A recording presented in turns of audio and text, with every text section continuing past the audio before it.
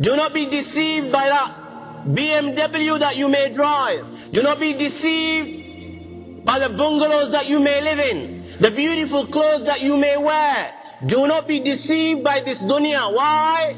وَمَا الْحَيَاةُ الدُّنْيَا إِلَّا مَتَاءُ الْغُرُورِ. This dunya is deceiving. Why? Because everything with this dunya will come to an end, and this dunya will also come to an end.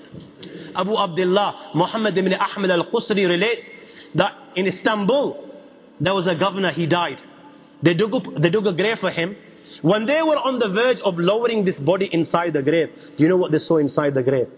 They saw a black snake waiting for him inside the grave. They were terrified. Naturally, they were terrified. They didn't want to bury this guy inside this grave, so they dug another grave.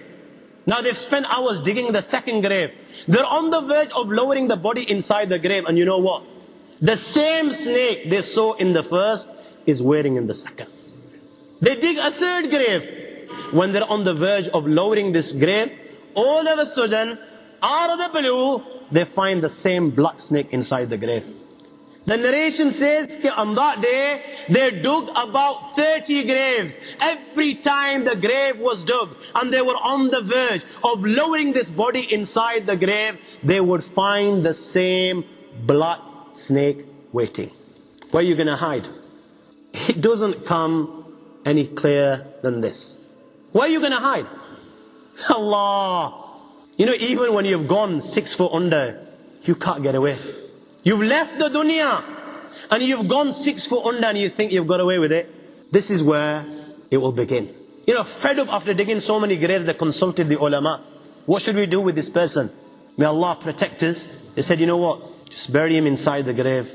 Leave the rest to Allah subhanahu wa ta'ala. And they buried him. Sayyidina Usman Ghani radiallahu ta'ala anhu, when he would stand next to a grave, tears would begin to flow from his eyes.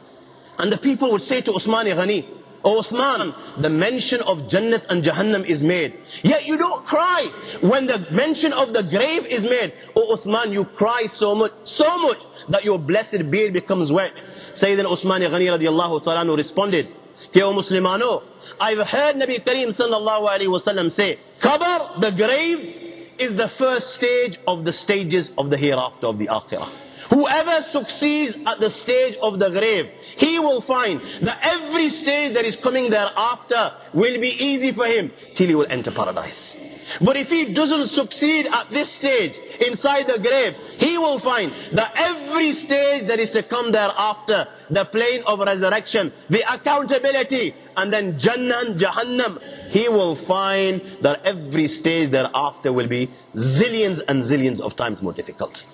You will die just like you lived. You know, if you've lived whining and dining, chilling and thrilling, and giving preference to the dunya over the akhirah, and then you think in your little mind that on the point of death, you will utter the kalima la ilaha illallah Muhammad Rasulullah, or you will die reciting dhikr or sending salutations on Muhammad sallallahu alaihi wasallam, or you will die in the state of prostration, then my friend, people like you and me are living in cuckoo land.